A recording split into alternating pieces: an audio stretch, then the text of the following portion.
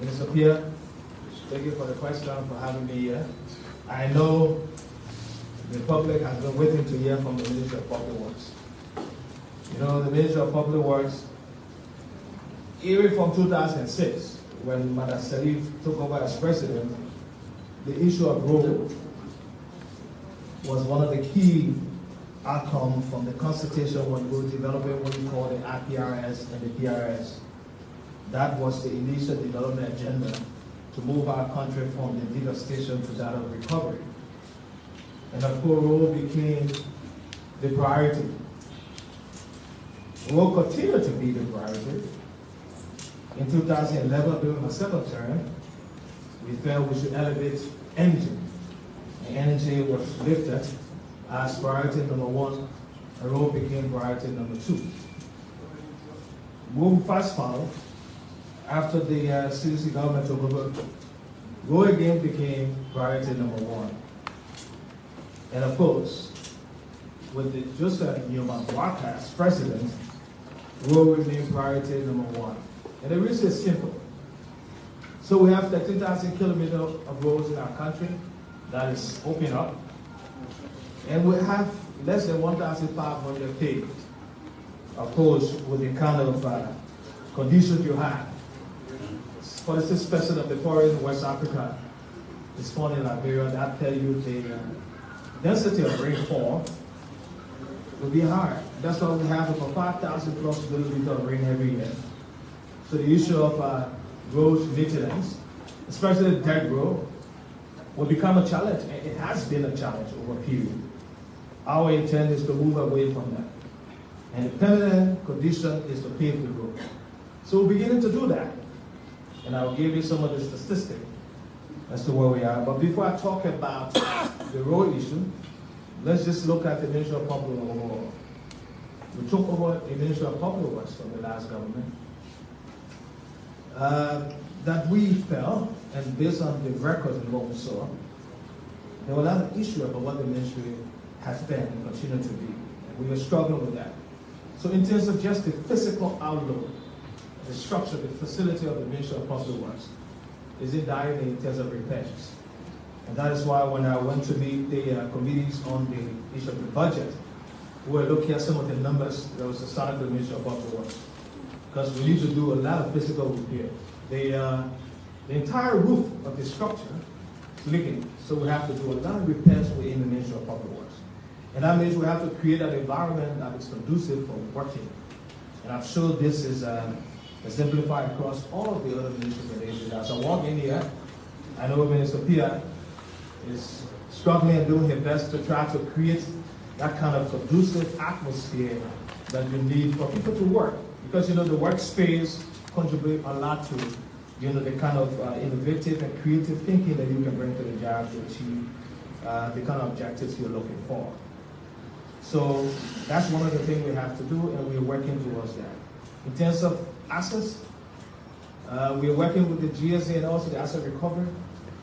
Most of those vehicles that were assigned to the Ministry of Public Works, we have some of the former deputy ministers and assistant ministers who took vehicles away. And we were able to retrieve just one out of many vehicles that have been taken away. We've sent that record to the GSA, also the asset recovery, we're talking to them. Because for me, I think it's unacceptable. You can serve as a government official, and when you're leaving, if you do not properly, you know, acquire the vehicle, you take it. I'm one of those who also believe the policy that says that you should have a vehicle for 3 years, a brand new vehicle, is unacceptable.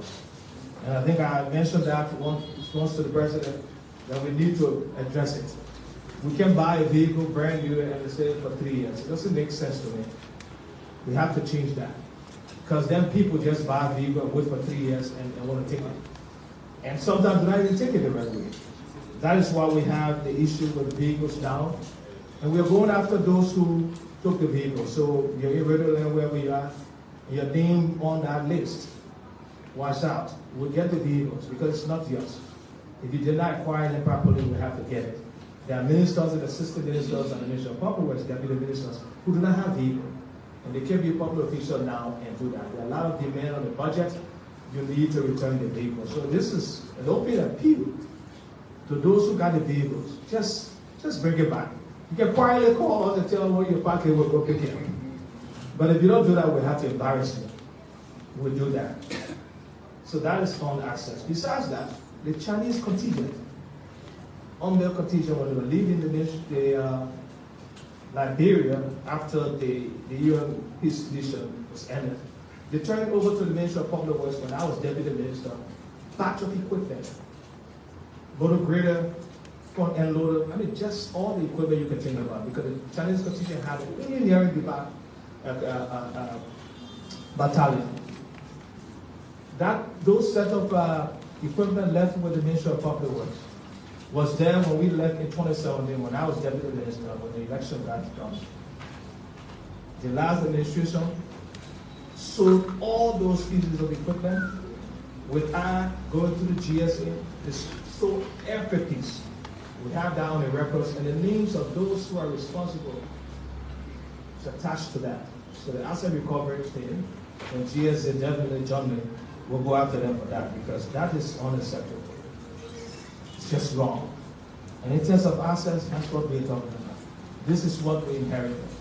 Personnel, of course, 560-some persons. We also realized when we talked about the Ministry of Public Works that we had about 79 persons working there as volunteers. I don't understand what that means, but they were within the Ministry of Public Works, participating in the work environment, not taking pay, but volunteers. So I don't know how they took pay.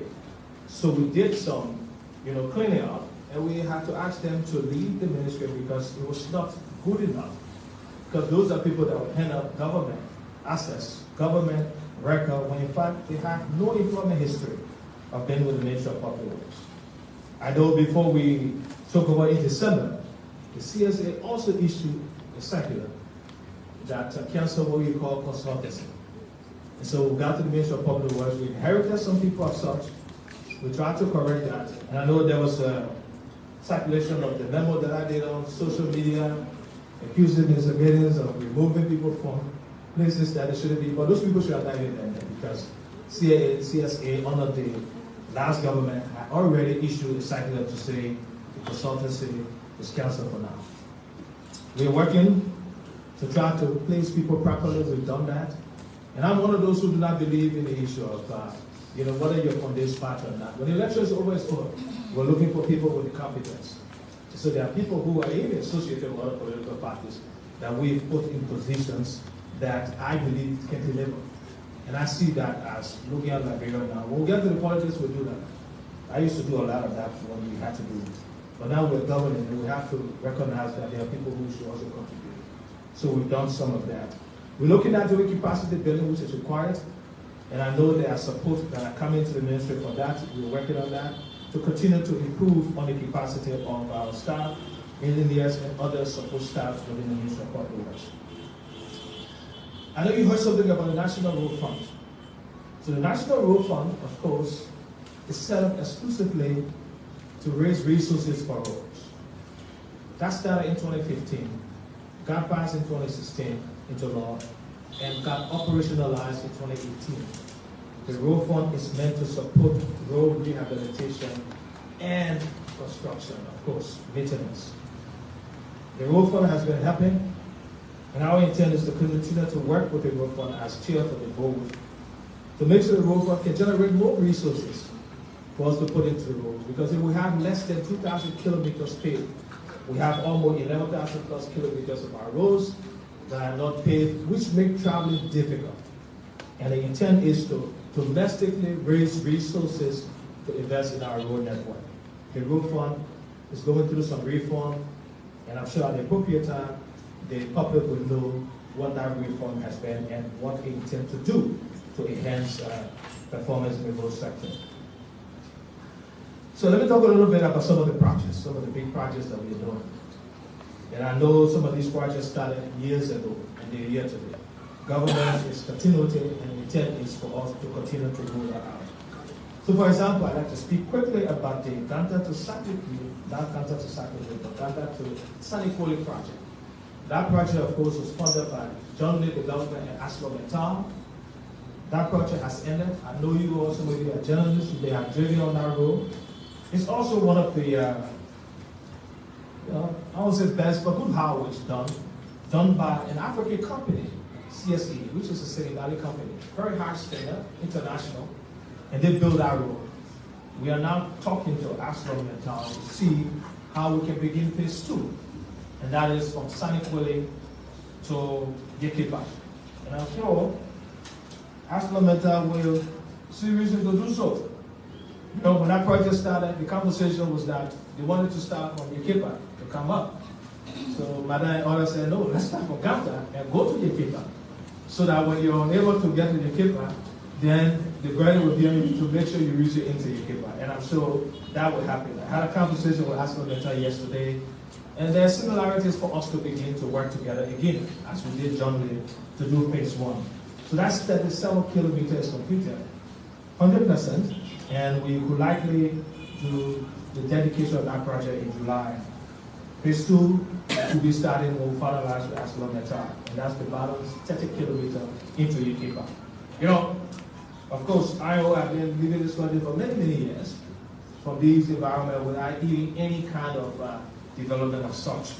And I think I have been a turn of the corner to begin doing some of that. As you know, also from Kakata up to Bombay, we've done just a steel chip on that road, but at least it's pliable and it's better than a dirt road.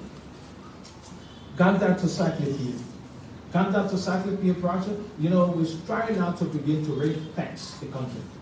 And we started that process already, so we have a gap from Ganta up to Fishtown. And I'll talk a little bit about where we are with that. So for Ganta to Cyclopia, it's a project that we designed, we call the Southeastern Corridor Road Access Management Program project. And there's 2 phases. So phase 1 is from Ganta to Cyclopia, and that's 39 kilometers. This is paid for by the government of Liberia exclusively. That project is currently at 53%, and of course is at standstill, which we're going to very soon activate when the budget gets passed, because we owe the contractor almost $4 million, and they stopped work because of that. Of course, that was inherited. And so since we inherited that problem, as a government that wants to see road as priority number 1, we definitely get on that project once the budget gets passed. And so 53% is completed. We have the balance to do once the project gets started. So the reason why the project has stopped is because of cash flow, and the budget will be able to fix that. Phase 2 of that project is from Cyclopia to Tapeta, and that's 61 kilometers. The World Bank is paying for that. We have a counterpart fund of $6 million that we should pay, which we'll do in the next fiscal year. But the project is far advanced, and we are hoping that it's about 25% complete. We're hoping that by next year, July 2025, the project can be completed 100% into Tapeta.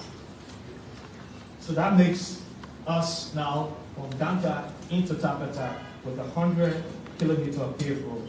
Funding for that project is already available. RI. Now, see, all of us know the RI road project. The RI road project is on course.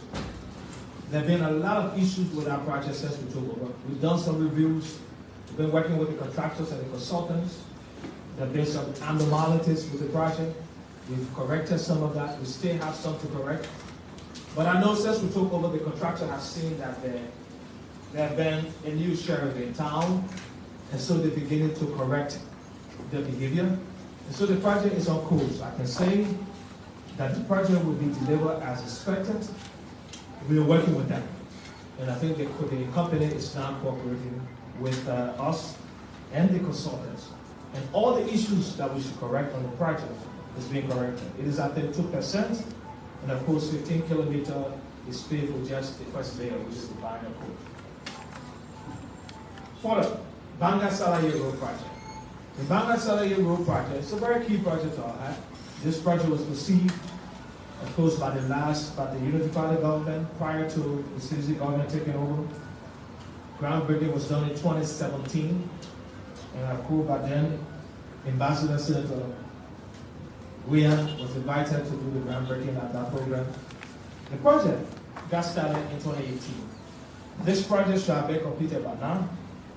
We've done 67 kilometers, but the project was delayed because there was a delay in ratifying one of the agreements for one of the funders by the last government over 2 years, and also to pay rock. That delayed the start of the project. However, the project got started. Currently, it's on hold. It's 91% complete, and the only reason is because there has been break-in taking responsibility for paying back on some of the loans that were taken for some of the partners. We have 4 donors that supported that project: the Saudis, the Kuwaitis, OFEC, and of course Bahia. They supported the project. Now there's issue with the loan payment on 2 of the funder line, and so because of that, they suspended disbursement, and the project is on hold for now. The Ministry of Finance and the Ministry of Public Works is working with the Kuwaitis and other funders to try to resolve that problem so that the project can get started. We're hoping that by the next dry season, the project will get started and get completed. Because it's 91%, that may be a near completion. We also know that we need to push further from Salaya up to Konya and Wanjima to have to really engage those partners who made the commitment to pay from Banga up to Wanjima, up to Minikoma. I don't know whether we still have the commitment. I know the commitment is, there's an issue now with the commitment beyond Salaya, but we have to try to re-engage and rewind the kind of relationship that we have with those partners so that the project can continue up to Wanjima. Sanikode to Lokato. Sanikode to Lokato is for 1 kilometer. This project is funded by the African Development Bank and the European Union. The Europeans also funded 50% grant for this project and 50% balance from the African Development Bank. The project is currently at 77% in terms of pavement. That's about 37 kilometers done. It's 47.1. We have small issue with the project.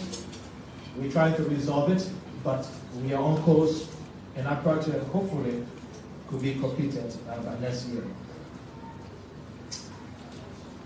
Also, Tapita to Toasttown that I talked about. There is, what the bank has done, the World Bank has done, is to also look at how they can support agriculture. And to support agriculture, it means we have to also create assets, so to create roads. So there's a program under the bank we call the Rural Economic Transformation Program that supports road development. So it's RETRAP, and RETRAP supports Tapita to Toasttown and Toasttown to Zurich. So I can simply say that to the public and to all of us that we have funding to pave up to Zurich for now. I'll talk about the other corridors beyond that. So from Ganta to Zurich is covered. We have funding to pave the corridor, and that's for 225 kilometers up to Zurich. Hopefully by the end of the year, first quarter next year, that whole corridor will be occupied with construction, and the construction will mean to pave the road. So very soon you will be driving from Ganta now up to Zurich. So you can drive to Zurich and come back. That's where we are with the RETRAP 1. RETRAP 2, and that's 40 kilometers from Tapita to Toasttown. From Toasttown to Zurich and up to the Agoran border, which is 10 kilometers. It's 85 kilometers RETRAP 2. We have funding to pave that. That's why I said we will likely drive up to Zurich in the next 2-3 years, which will be good for the country. And it's the ring fence I'm talking about. So now you're driving into central Liberia and then going down to the southeast.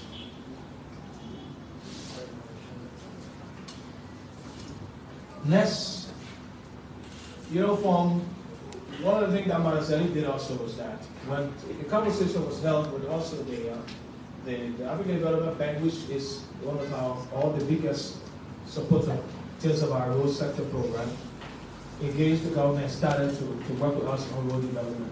The first focus was that we can continue to build all the road towards the southeast. So let's start from the southeast and come towards the central Liberia.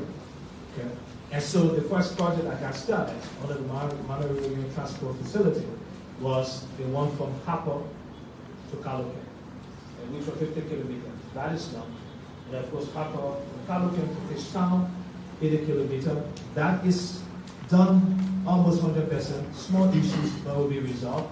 The second layer of 27 kilometers now completed. There's some issues, but those issues will be resolved. And then now we are paving from Fishtown to Kilibo, which is about 20 kilometers, and then an additional 11.5 kilometers up to Putuket. So that's been paved. So the gap we have currently now is from Kilibo, from Putuket to John Dale Town, which is 50 kilometers. We already have funding for that. What's happening currently is that the procurement process is taking place to hire a contractor to start building the road. And the last piece is from John David to Zoiju, that's 48.5 kilometers. We just signed the grant agreement for that project.